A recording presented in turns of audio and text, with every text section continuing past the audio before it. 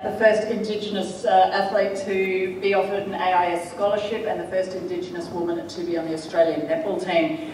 Did that make you incredibly proud, or was it the end of frustration that there wasn't enough recognition for Indigenous women? No, in fact, at that time, I guess, you know, like most athletes, we're pretty fixed on what our own personal goals are.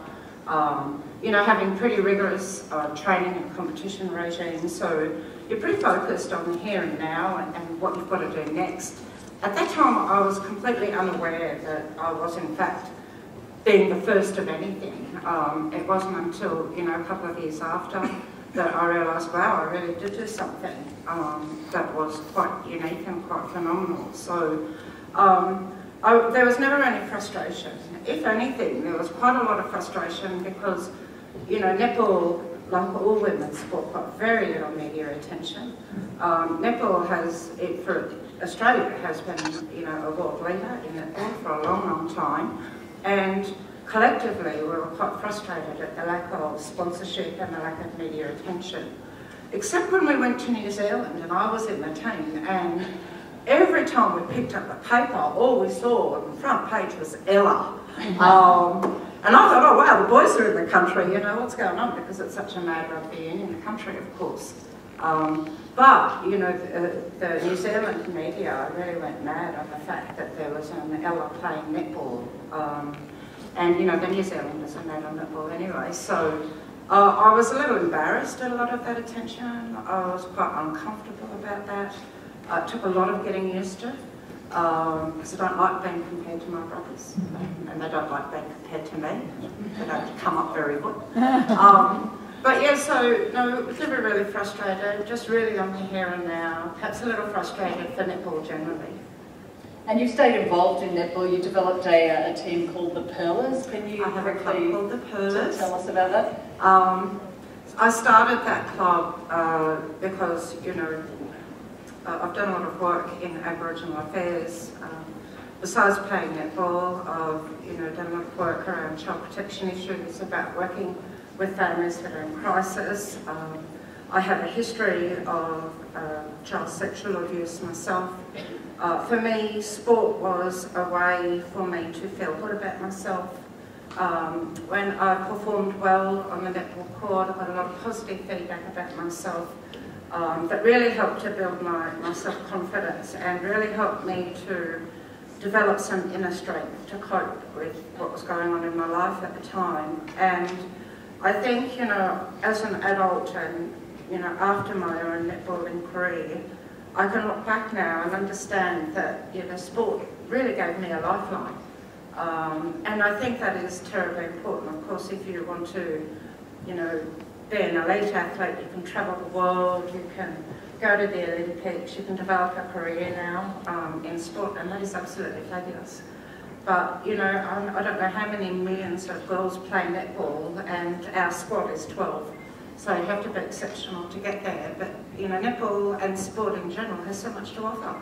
And for me, one of the opportunities that sport offers is really the chance to feel good about yourself, to, you know, develop yourself and your self-confidence, to meet other people.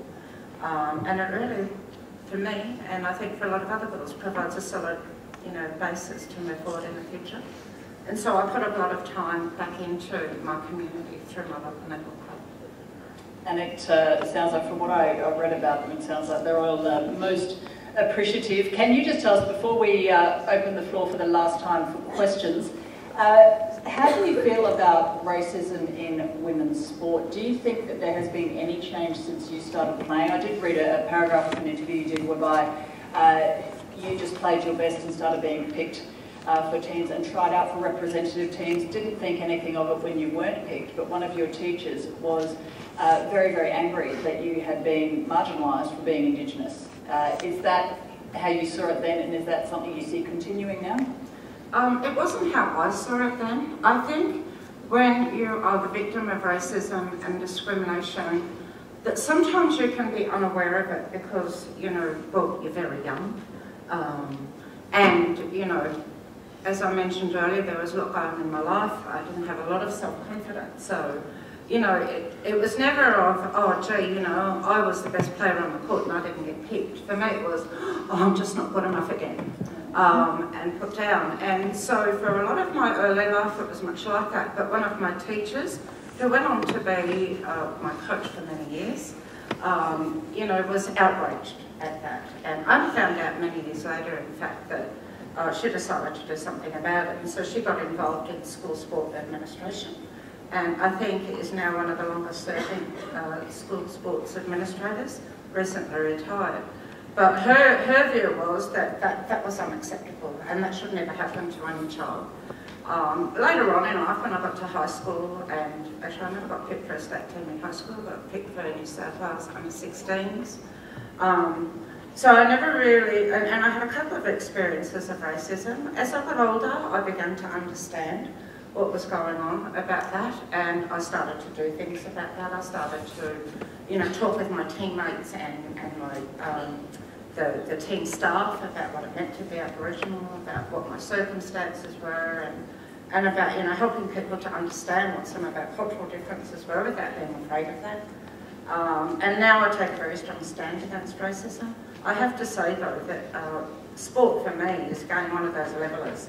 You know, you get out there and it doesn't matter what colour you are, it doesn't matter what culture you come from or what race you are, it doesn't matter how big or small you are, the results are really on the scoreboard as far as I'm concerned. So, you know, I don't think racism in sport is as big an issue as it is in our broader community, but it certainly does exist and it is no less acceptable.